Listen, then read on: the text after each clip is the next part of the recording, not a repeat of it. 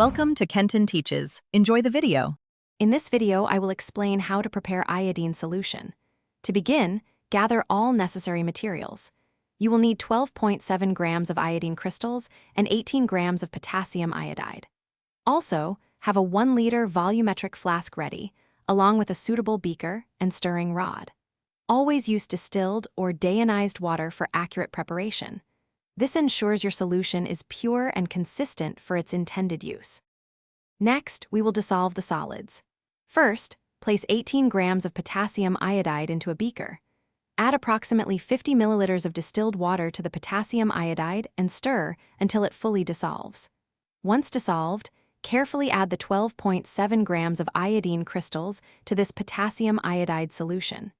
Continue stirring the mixture until all the iodine crystals have completely dissolved, which may take a few minutes. The potassium iodide is crucial here, as it significantly increases iodine's solubility in water.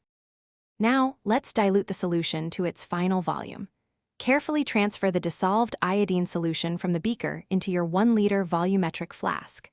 Rinse the beaker several times with small amounts of distilled water, adding these rinsings to the flask to ensure all solute is transferred. Then, slowly add distilled water to the volumetric flask until the bottom of the meniscus precisely aligns with the 1-liter calibration mark.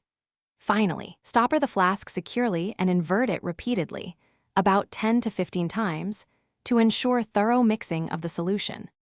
Proper storage and safety are paramount for your iodine solution. Always store the prepared solution in a tightly sealed, amber-colored glass bottle. This protects it from light, which can degrade the iodine over time.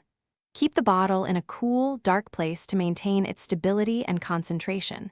When handling iodine, always wear appropriate personal protective equipment, including gloves and eye protection. Finally, ensure any waste solution is disposed of responsibly, following all local environmental and safety guidelines. Thanks for watching. Please subscribe if this video was helpful.